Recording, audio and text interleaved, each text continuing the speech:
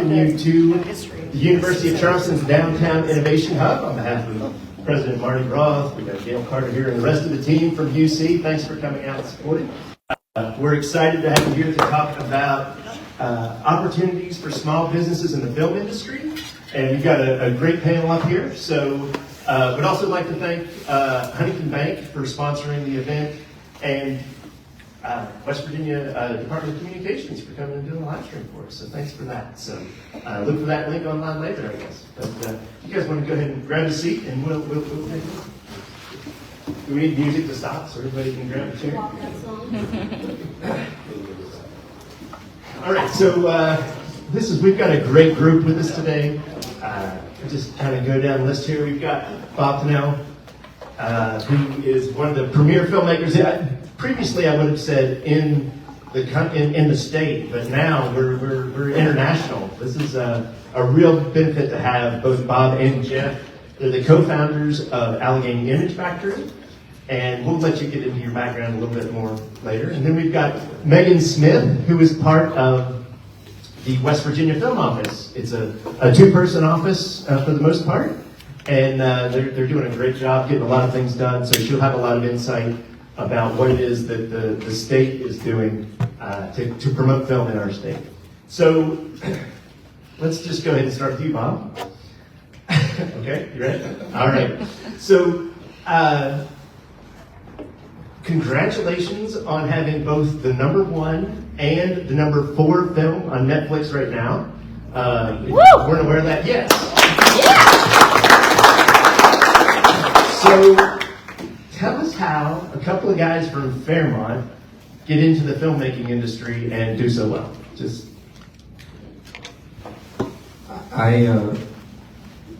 I've decided on my headstone when I die, I wanted to say he was too stupid to quit. Because I honestly find so many things in life, 99% of people get filtered out by themselves.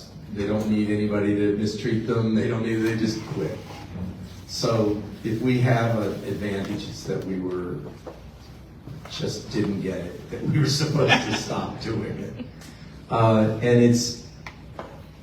I think sometimes Jeff and I get frustrated because there's such a misconception of where, we were talking to a reporter the other day, I think it was a reporter or something, and said, and this is like, you've only made 3 films. And I was like, gosh, lady, I made 3 films in 1984.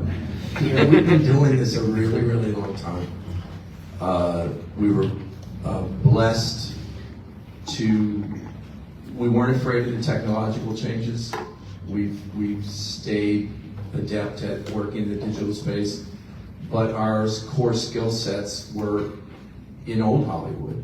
We're in film, we're in the processes and the workflows and the culture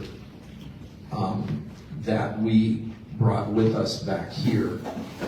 And I probably came back 8 or 10 years too early because I didn't want to raise my children out there, and I took a beating for it for a while. But now it's fun when people from LA are like, you were so smart to do this. And I was like, I specifically remember you telling me I was a moron in 2004. But, we were trained, for me personally, like, I just like it. I can't believe that I get to do it. Just, if you had told 18-year-old me or 16-year-old me, it was like, making little 8mm movies, this is all the stuff you get to do. And I was torn. I didn't want to go to LA because I had a great life here. I really did. We had fun. I wouldn't have believed it. So I don't, Jeff and I were saying earlier today, you don't know 2 more grateful people in your life than us. Wonderful. And that's a great segment to you, Megan, where West Virginia was recently ranked #6 place in the country to film. And if you could talk a little bit about why it was smart for Jeff and Bob to come back. Absolutely. So our film tax incentive came back in 2022, and at this point it's an uncapped tax credit. So productions can come here and they spend all their money in West Virginia and they can get a percentage of that back on their production costs. So we have a 27% base credit with an extra 4% if they use 10 or more West Virginians on the production. And so that makes us really competitive. It's a very accessible credit to qualify for. Minimum spend is $50,000. And I'll just say that, if the state does not have a film tax credit, you just don't get considered. And so, in West Virginia's economy, our mission is to diversify the economy. And so we want to absolutely incentivize these productions to come here. And so we put together a very competitive program. Yeah, fantastic. So can you share some of the financial impact that has happened here in West Virginia as well? Yeah, I mean, we've worked with productions as small as $50,000 up to, $1 million, $2 million and change. I think Bob and Jeff have done a good job of cranking out some high spend projects. But yeah, since 2022, I think we've been looking at, over $30 million spent in West Virginia as a result of this opportunity that's been created. Sure. Yeah, I always thought about it like, if every time you spend $1 at one store, they gave you a dime back, and the other place they didn't, you would go get the dime back every time, right? There's a lot of value in that, a lot of bang for your buck. So, sure, no, that's fantastic. So Jeff, how important are the tax credits to what you do? Is that a driver for what you're doing? I think Megan touched upon it, is if you don't have those, and it's not just small films, it's the expectation studios as well. You see what, like Georgia is an example of the Marvel movies that were being done there and all that type of thing. So it is an important part of our financial structure and to bring the work to the state of West Virginia. I'd also add, excuse me, when Megan said it was $30 million, we also have to factor in 23, nothing happened because there was a Screen Actors Guild strike. So it probably would have been $40 million. So it has had an impact and it's only going to grow. For us, it is building relationships, it's changing perception, it's bringing in innovative ideas, different types of people, but also growing within. We have people in the audience right here that work with us that do quite a bit. John Galloway from Great Griffith Mays, he audits our shows. You're Charleston based, it works with us. That's a key component of us being able to present to the state. We have a good relationship there. We've built with how our working relationship goes. So there's opportunities not just for people who want to be in the film business, but there's core businesses like that, as accounting firms and things of that nature. But the tax credit for us allows us to be competitive. It allows us to be financially viable when you put these pieces together. And I can't emphasize it enough. It's not a giveaway. You have to spend to get it. And I can say for us, when we do our Lifetime films, for instance, that when we've been primarily in Marion County, our direct spend on a $2.3 million budget is approximately $600,000 to $700,000 directly spent in that community. And I think that's a significant impact for that community. Sure, and that was a $600,000 direct spend. That's not the ancillary, the crew members that get per diem, go to restaurants, that's not counting all the other pieces. But when you bring folks in like this, that are business leaders or business owners that come into it, the ancillary aspects of it also are car rentals, truck rentals, tent rentals, trailer rentals. There's all types of things that work for us that we're looking for. Andy Pencil, I went to high school with him. He has certain things we were just talking about a little bit ago, a couple minutes ago, that are of interest to us. So we're always looking for different opportunities for people to get into business with us. Fantastic. So, Bob, I know, see several filmmakers and potentially future filmmakers in the group, and I know you have some experience teaching film as well. So just as far as if there is a filmmaker, which isn't necessarily the focus of this, but if there's a filmmaker that wanted to get into the filmmaking business, do you have some advice for them? It's funny, I've been getting asked that a lot this week, along with a lot of unsolicited scripts that I legally can't read, and a lot of, can I get a speaking part in your movie?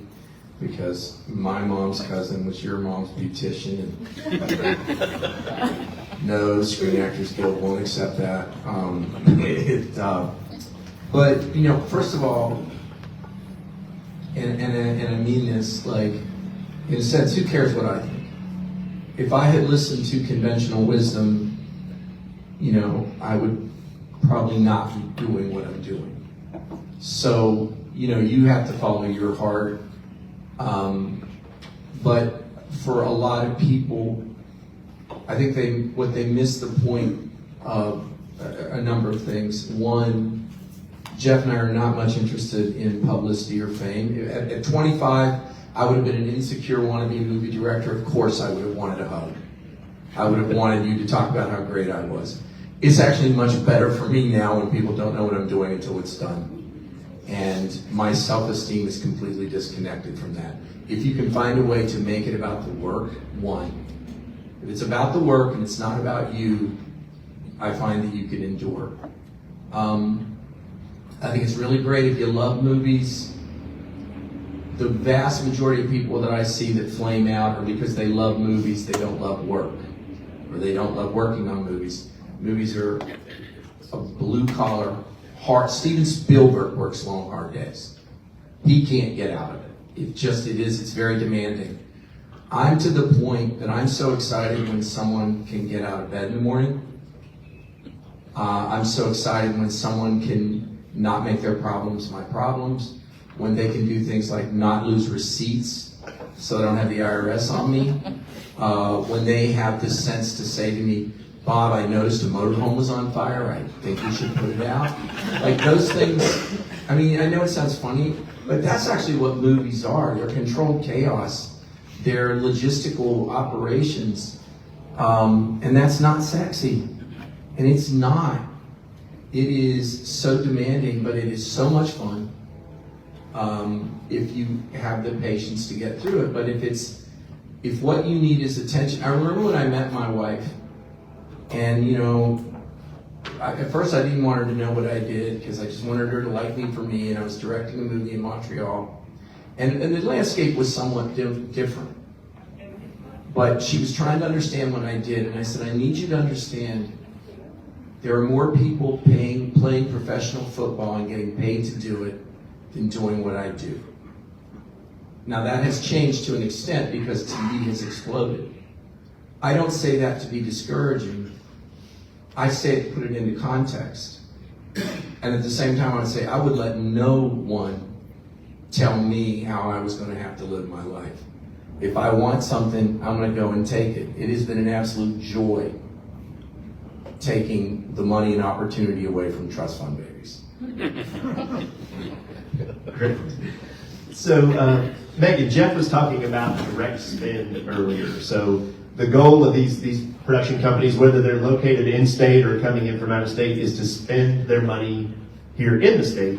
What does the state do to help connect those resources with the filmmakers? Sure. So I was first going to give a plug to our landing page on our website, but I want to first say that we have a Dave Lavender. So Dave is really kind of the face of all of the film activity that we see.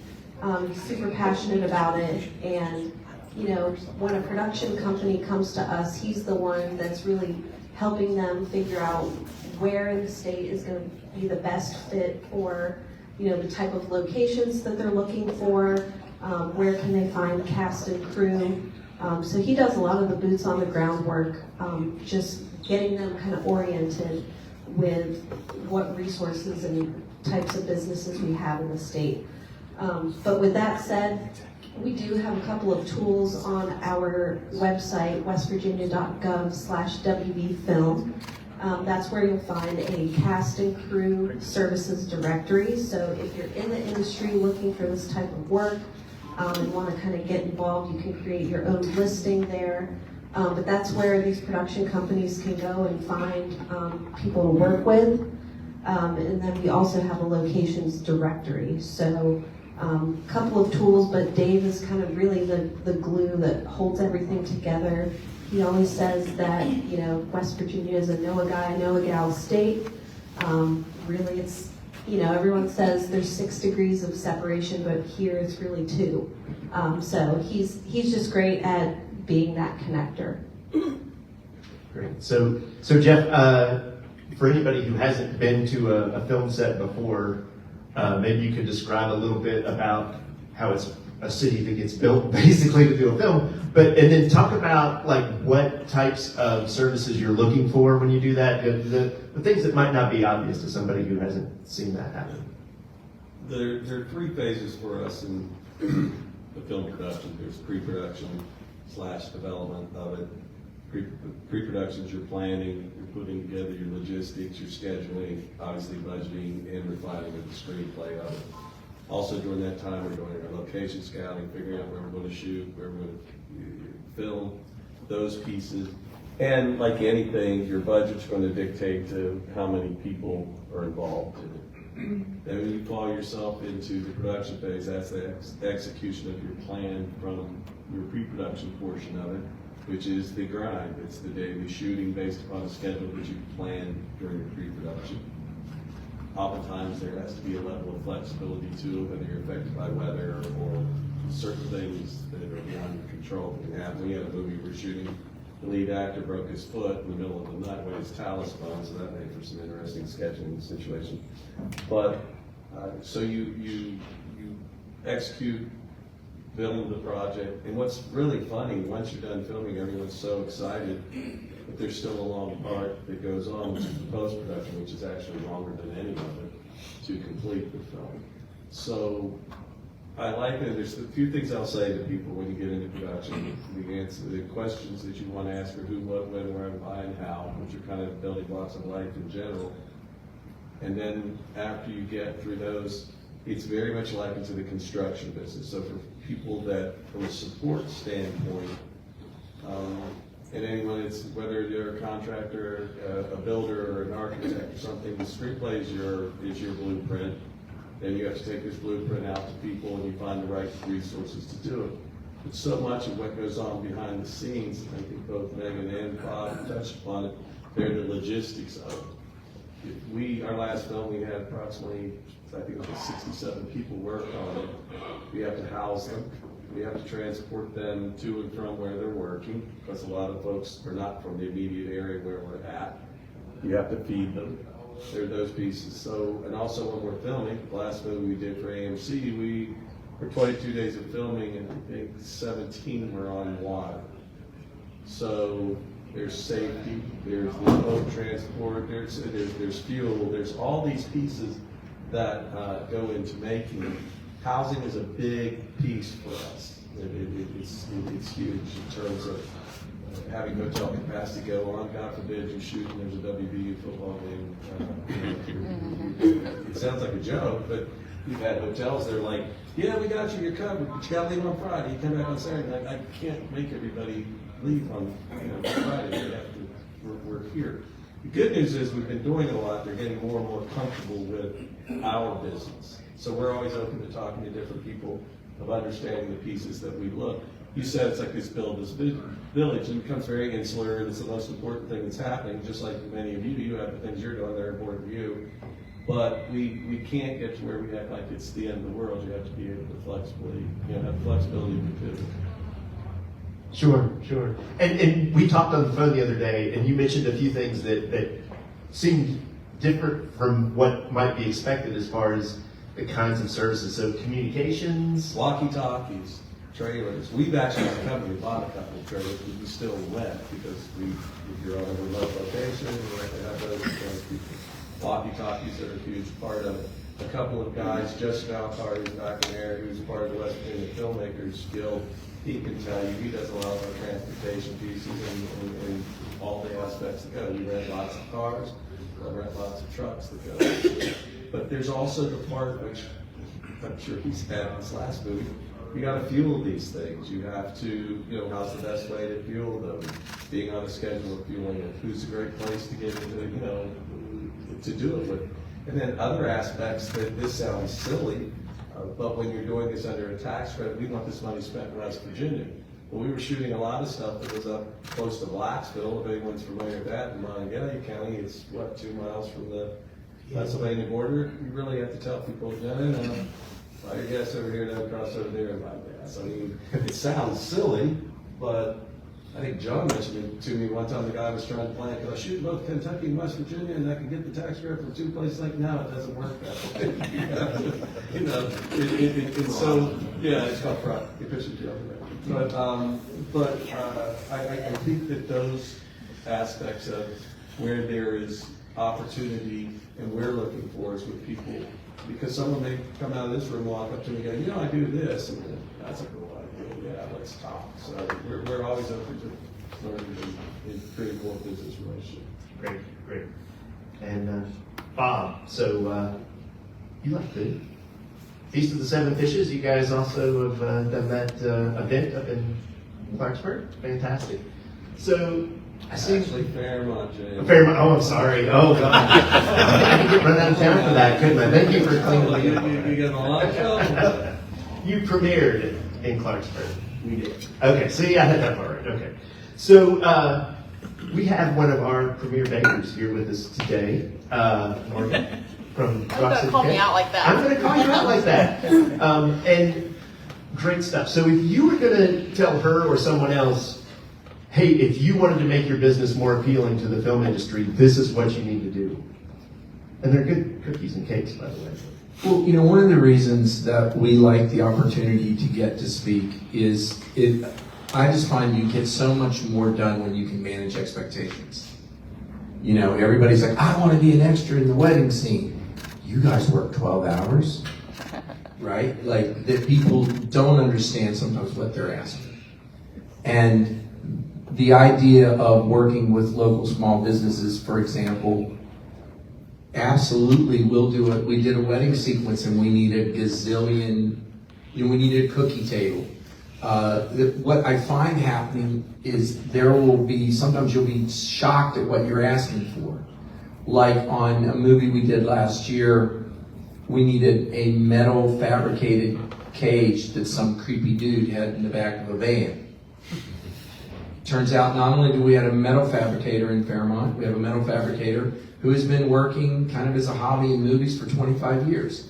He is an expert on train whistles. Martin Scorsese engaged him to build and make the sound from train whistles for Hugo, right? It's always about networking. Sometimes it's crazy things. It's like you need something shipped, or you need to fake a section of railroad track or something. I mean, there's all this strange stuff. So it's kind of outside the box. I will say, and Jeff's way better at it than me, I do think that I have finally seen LinkedIn become useful. I waited a really long time, and maybe I'm sure I was doing it wrong, but it really does seem to be a B2B sort of a shortcut, that's really, really effective just for managing relationships. And networking is so critical. When you asked me that previous question, I really should have followed through with this. You and I met at a film festival in Chicago in 1996, and I have completely lost track of how many times we've collaborated, how much we've helped each other when we had the opportunity. It matters. I mean, I'm looking around the room and I'm seeing people that I have relationships with to varying degrees. Andy's been to my house when I lived in Hollywood. I mean, that all matters. And that's why when Jeff always says, we want to be a good neighbor, it matters the way you enter the room, and it matters the way you leave it. And there's just a ton of opportunity. It's almost impossible to quantify because every project is different. But food's always a big deal, really big deal. Good. Well, and to follow up on that, let's talk about locations.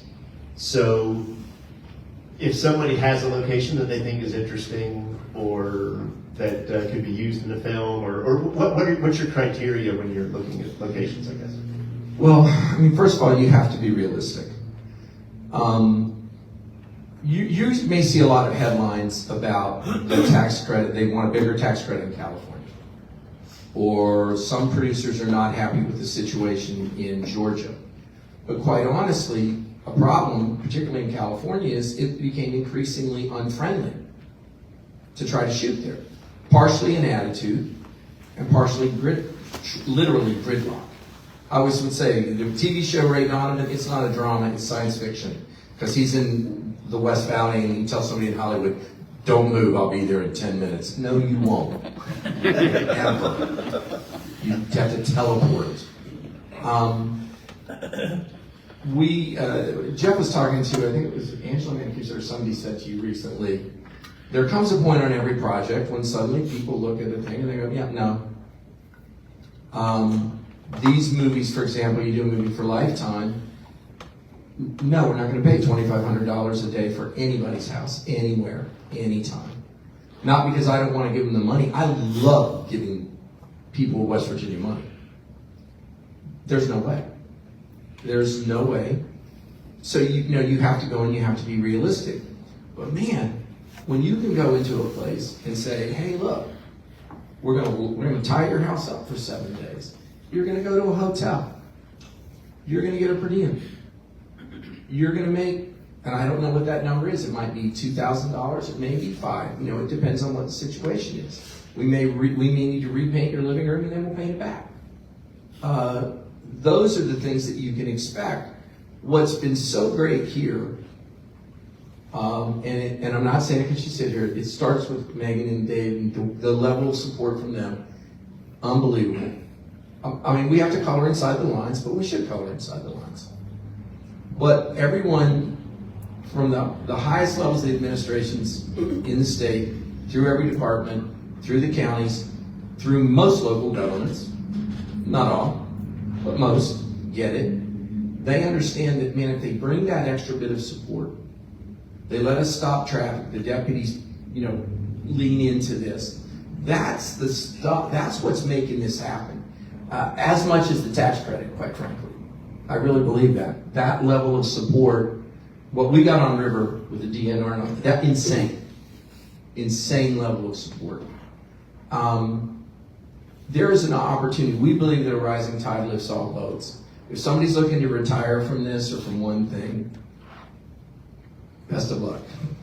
But I think work begets work. And anytime you can kind of engage and be a part of that process, I think it leads to other opportunities. Great, thank you. And Megan, you mentioned a little bit previously about the locations, but if you want to talk about if somebody here has a location that they would like to be considered for a film location, what's the process? Yeah, so again, westvirginia.gov/WDfilm, that's where our locations library lives. If you are willing to have your business as a backdrop and collaborate with folks like this, you can create your own listing, upload pictures, and that's kind of how that works. And so when Dave and I go through that tool, looking for locations, we kind of already know that people who have uploaded their businesses, their homes, you name it, they're kind of like pre-vetted people that have kind of opted into being film friendly. So that's kind of how we work with that. And filmmakers from all over the world can just peruse those pictures by category or? Yep. And I mean, oftentimes Dave and I are connecting producers with local convention and visitors bureaus, so to that degree, be cooperative with those folks and just be willing to step in and do some crazy things. Great, thank you. So Jeff, going back to that number 6 ranking that West Virginia has received as a film location, first, do you agree with that? And would love to hear some of what the folks from the outside of our area are saying as far as how they feel about filming in West Virginia or what's going on here. Well, personally, I find it would be the number one place to work. It's been, I'm biased, but the ease of it, the fact that the government wants it to be here. They see the value of the business. So that creates so much of an ease, going back to what we were saying earlier, the logistics, how you plan it. If you go into situations, the first thing you're gonna get is gonna be no, or making it difficult for you, that's less attractive. So, this is the thing that we want to keep preaching. I'll say this, when we first brought in one of the bigger networks into the state, and they were very nervous about coming, literally asked me, well, where would people stay and what would they eat?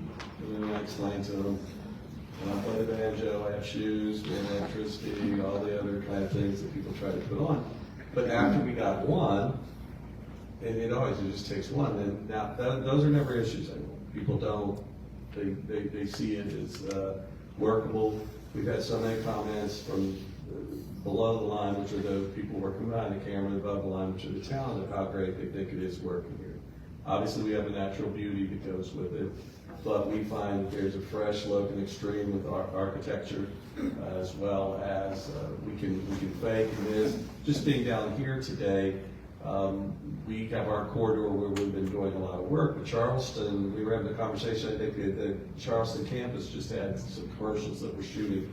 You get a big city feel here. You can play that off of it. It's the movie magic. So the diversity of it is happening. And the impact of, we've moved down some this week, but last week it's sitting solidly for I think 5 days as the number one for movies at Netflix. You go, why do you keep talking about it? It's the largest distributor and outlet of movies there are. I haven't gotten the numbers yet, but from what I gather and understand, the viewing of that movie was somewhere between, again, this is a large spread, I think it was probably about 15, 17 million people watch Gas. So that is a great showcase for West Virginia film. And we're already, the things we're being contacted about, not just by local press or state press with it. There are people said because it throws the apple cart over a little bit, dumps it, because they're kind of, let's put it to you this way. I have no shame to tell you what John will tell you. Well, we're $2.3 million for Gaslit, and War Machine was like $45 million, and we beat it. I don't know, so we must have made something that people wanted to look at. And we're highly competitive guys, so I like that. I mean, that's exciting stuff to do. So what do we do about building upon it is to have events like this that allows people to see, and there's a lot of educators in here as well. We got to make sure that young people know that there are opportunities within this state. It's not the brain drain. We have an aging population. We want to get people to know that there's opportunities for them to be able to go and do something cool. You don't have to, load up the truck and move to Beverly like back in the day. I mean, you can, there's a lot of opportunity to it. So we have to promote this well for other opportunities, and there's more than we work. And just to add to what Megan said, this is a tax credit that's uncapped. And most places cap them. That means that they're not turning people away. What we have to be careful, though, that there has to be a capacity to sell our credits, but the credit's written in such a way that you can spread it and you can go. So it's a driver. And I just, again, not to belabor it, I want people to understand this is a good thing. And 15 million people saw West Virginia in a different light. And it's not even just the old usual stories of us who grew up here. It's a different light that that's a place I can go. And we have to promote that not only is that a place I can go, it's a place that wants me to be there, and it's a place that makes it welcoming to be able to do business. There's a lot of business leaders here, people that own their own businesses. Someone has a bakery, has different things. This can be beneficial too to people sit there and say, it's like, you don't have to be, that's not for people like us. It should be, why not me? I think that's a different. Fantastic. So this one's going to go for everybody, and then we'll open up to questions. I don't want to dominate the question asking. But what trends do you see in the film industry, and can you think of any ways that small businesses can capitalize on those trends moving forward? I think there's no mistake. I mean, we've sort of known that there was a sort of an iceberg coming since the early 90s, in that, I remember when, like my house in LA, I remember when it jumped to, it was like 60 channels. And all I kept thinking is, man, if we're gonna have all this content, the price of it is gonna have to go down, right? Like, how's it gonna get, and that's exactly what has happened. And as a result, I think one trend is, we see it. We want to go to locations we don't have to build. That's where West Virginia is just teed up to have so many home runs, for all the reasons that Jeff was saying about landscape and architecture. We're here. You have to think about things, and you have to think about parking. People will be excited about something. I'm like, yeah, it's under a runway. We're recording sound. This isn't a good idea. But generally speaking, we just have so much to offer. And I think in this environment, that is not going to go away. I think that you have to be looking for practical locations. And for those of us that are pursuing the careers, I think we're sort of re-entering, could be wrong, the age of the generalist. Hyper-specialization is not my friend right now. My friend is somebody who can edit and change a tire. Like, those things are both very important to me. And I do think that is a trend I'm seeing. We need to see people that are, we call Bob Wilkinson our Swiss Army knife. Like a guy from Wiz and Ripley down. He's a Swiss Army. He can do a lot of things. Number one being he knows how to talk to people. And being able to talk to people and make eye contact, it's a big deal. And I would be working really hard on that skill set. Megan, you want to go next? I'll just add, I think people are looking for authenticity more and more.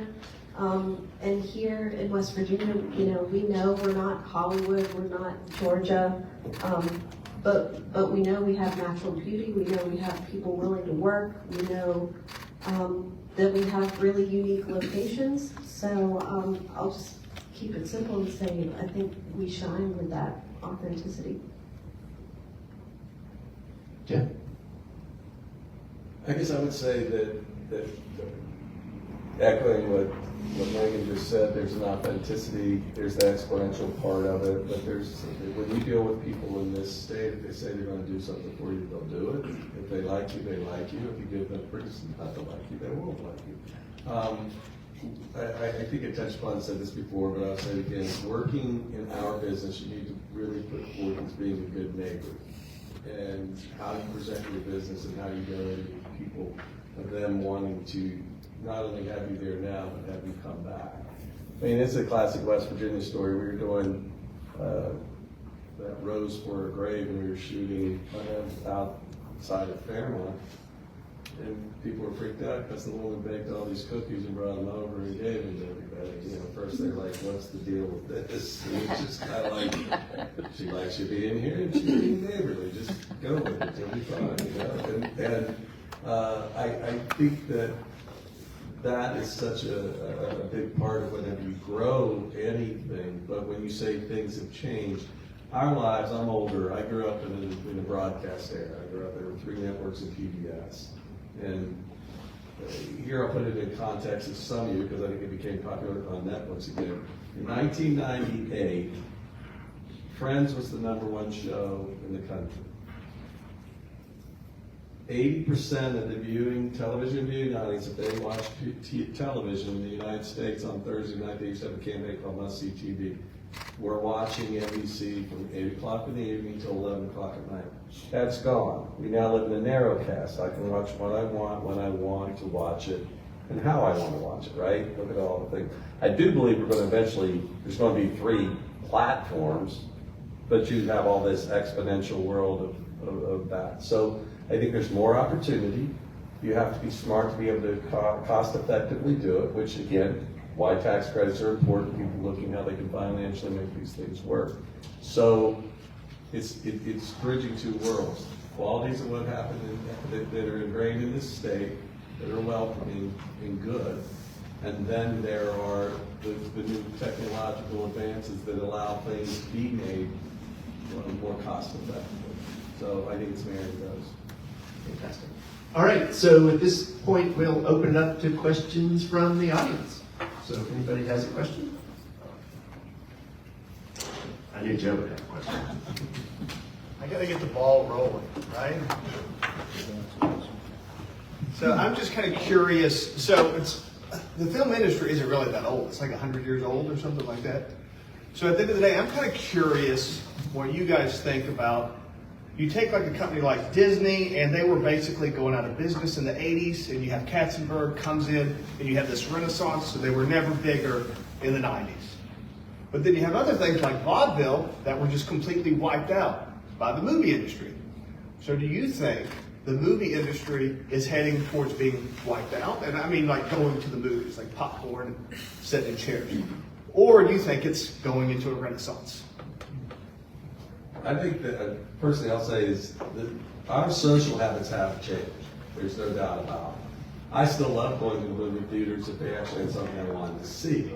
So some of the movies, to quote my mom, they don't make movies like that anymore. Well, they don't make those movies like that for theaters any longer, but you're now getting, okay, here's a social habits change. Like, at least I do, everybody loves these limited run series, right? But think how your body clock in your head. HBO started, there's a great book if you want to read something, it was their tagline, it says, it's not television, it's HBO. Remember that tagline? What they were brilliant, and I'm sorry, it's probably a bad analogy, is they used the drug dealer mentality. They have never shown their shows, you can't binge, you can binge them after they've been aired and they're done, right? You still with HBO have to go at night, I think they took over Sunday night, The Sopranos or whatever, Sex and the City, all the shows you like. You have to, if you want to watch it, and you still have to do that. At Sunday nights they air it. So they kept the control on it. Netflix changed social habits. You binge, you'll sit and watch 8,000 episodes of whatever you want to watch. I don't know how healthy that is. I mean, I guess it would be great. But, so the social habits. So theaters, it's interesting. Lots have gone out of business. Go up to Morgantown, that big huge theater that sat up there, it's out of business. I think they overbuilt, I think they put it in spaces. You have to have something in that you want to draw people into, which means you have to make better quality product. So do I think it'll go away? I still believe content is king. I think it's the distribution of where you watch it. I don't think I want to go, I hate it. I think you're going to have, what's the one with the steak, the beer and the steak theater? I think you're going to have more of that kind of like experiential, but hey, I thought when shared experience, I think it's going to be a thing. I'm still surprised drive-ins haven't popped back up, especially after COVID, but I'm glad I didn't buy one. So.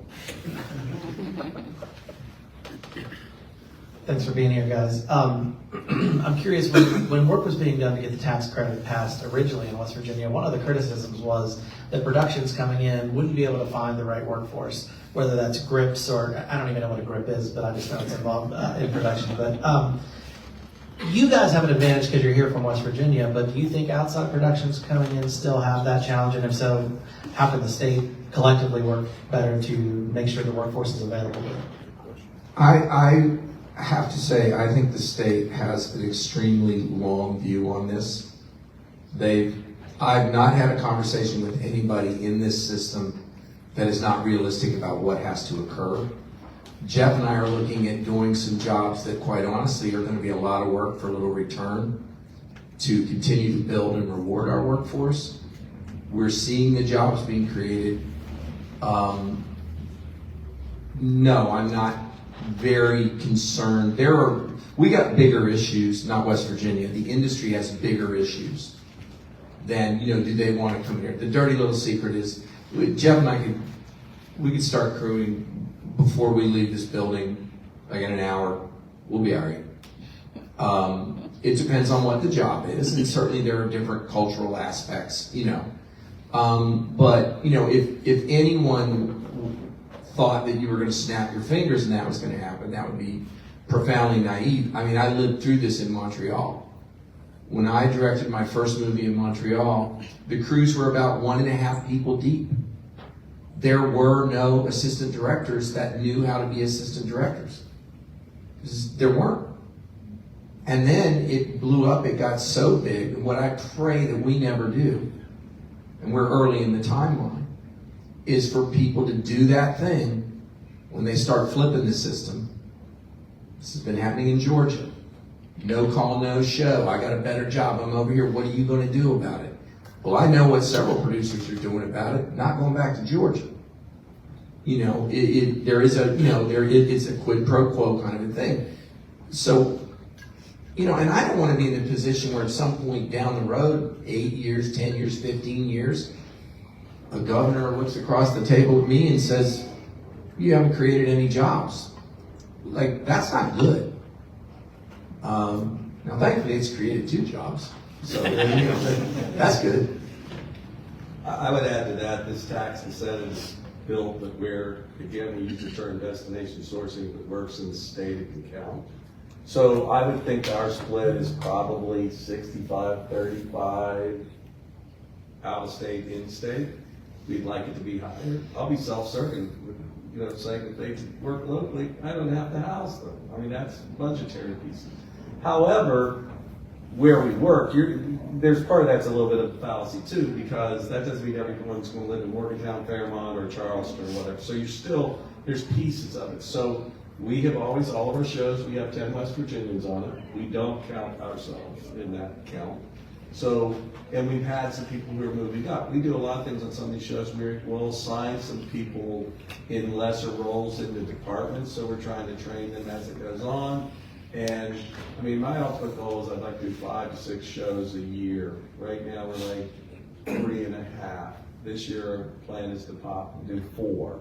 If we can do our part and be consistent enough, people can carve out, they can make a good living off of it. We have to have enough consistency, which we're getting there, that you'll see it. We've also had some people are talking, I know our sound mixer's talking about buying a house in West Virginia because he comes here a lot and he started living in LA and blah, blah, blah, blah, blah. So it could be a combination of grassroots growing people, younger people that may come through the University of Charleston. I know that you all have a program that there's some people who are interested. We're always looking for folks to come work with us.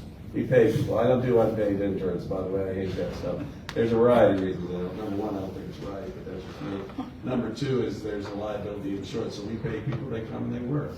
And they learn. And then lots of times the best way to learn is by doing it. And then you can decide, do I really want to do this or not? So we're always open and looking at it. I think Bob touched upon what we look for in people. I didn't go to film school. I was a history and English major. I went to school playing football. And it was like, he always wanted to be in the film business. I learned it, and almost, it's basically an apprentice world. You got opportunities and you network through it, and you start seeing what you're interested in and what you're driving towards. So anything's possible, but we have to grow more people to do it. But also some of those growth is, I know there are business leaders in here as well, is we need businesses. And I think we've done a pretty good job that there are people starting to understand our business. When we first started, because we were, like the one movie I keep referencing, this river for AMC, we were filming nights, and all of a sudden you got, I need you to come at midnight. I'm like, midnight? What do you, now my grandfather's a coal miner. He used to work, 24-hour shifts or whatever they were. And so getting them comfortable, like, oh, I need access to something at 1 o'clock in the morning. Oh, I have to do these things. So we're getting a rhythm with a lot of vendors we're working with now. We're starting to understand hotels, to get them to understand that, that people are going to roll in here at 6:30 in the morning and those types of things. So anyway, sorry to ramble, but I think we got a long way to go, but I think we're getting there. And like Dave Lavender, we keep throwing him out there, they're doing training programs. They're working with Justin, with the West Virginia Filmmakers Guild. So it's getting people at least the exposure, look, they want to screw with something like this. And I would say too, by the way, we were talking earlier about ancillary things. Like, there's 2 areas that we found ways that we actually thrust money into the community. Cleaning services. We find ourselves using them all the time.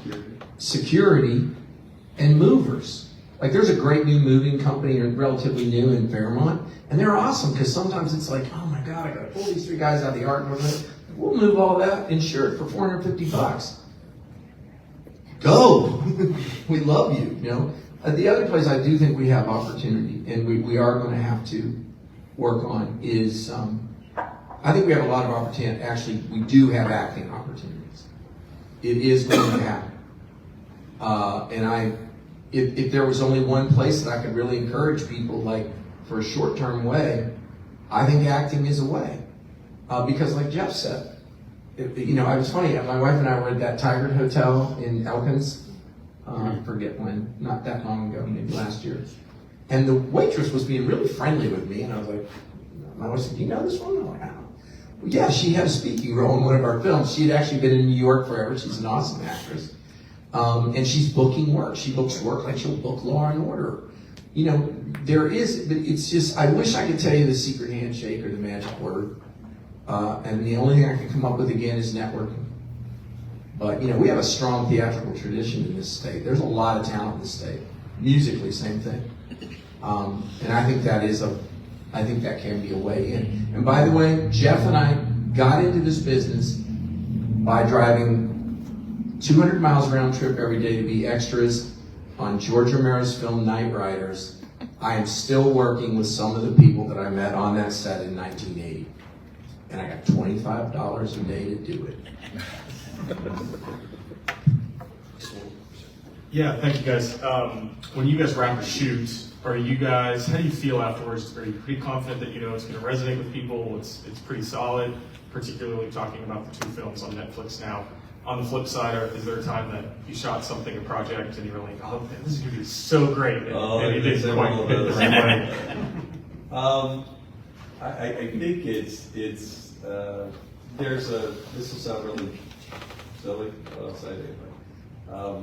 First off, I'm always very glad and hopeful that no one was hurt and everyone was able to walk away with something. Because you have a large group of people, you don't know everyone you think you do. So number one is that no one's gotten hurt, or what does it say at the end? No animals were injured in the making of this film.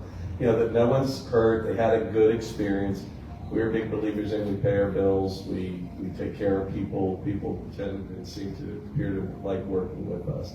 So that would be my number one thing. You're tired, you step back away from it, and I think there's a little decompression part of it. Sometimes you see things that you think are so great, and then it falls a little flat. Sometimes, I've never cast a movie, you start your cast list, the person that casts our movies, or work with someone in Pittsburgh who does the bulk of our casting for our secondary roles, but our LA casting person, she's also the casting director on Grey's Anatomy. I mean, when they do it weekly, she gets 6,000 submissions a week for people for roles on that show for just that week. That's how many actors there are. But you never get the person you wanted the first time. It's always, you have this list. So there's part of that too. So you sit there and you go, well, I never saw this person, they did this, and this is awesome. And it's a completely other piece. So as it starts to come together, I think the editorial process is when you really start to say, you may have snippets and scenes and you think it's great, but is it falling flat? Is it missing something a little bit? But generally, you feel good that you survived it. And then as far as what's recently happened with these films, I think, because they were shot in 2024, they went through, millions of people saw them on the Lifetime Network. Then how the process works, they'll sell packages of films to Netflix. Netflix takes them. Now here's the part where you get another thing you can say as a West Virginia crowd. They'll present them 10 movies and they only pick those 2, right? And it's pretty cool because they were an hour or 2. So we can sit there and say, all right, what sparked the chord? I'll ask questions of you all. Do you go see movies because of who was in it? Or do you go see it because of the topic? And, I think Tom Cruise is still a movie star. I don't think there's too many maybe Brad Pitt people are like that. There's people who are big stars, but they're not. So to me, why those movies, I think that they were timely topics, right? I think that they're topics people want to talk about and relatability to it. So am I surprised? I'm not gonna lie to you, yeah, I'm kind of a little surprised. I mean, these were movies we're very proud of, and I think they were well made. I think they did well for the network when it first played, but I don't know. So in this world of algorithms and data gathering and stuff, somebody smarter than me would probably tell you, I don't know, it sparked something. I think Jared Kramer's liked by a lot of people. I think Melissa Joan Hart's liked by a lot of people. But I also think it was the topic that sparked people. All right. I think we need to be respectful of everybody's time. So thank you so much, Megan, Jeff, Bob. Fantastic job.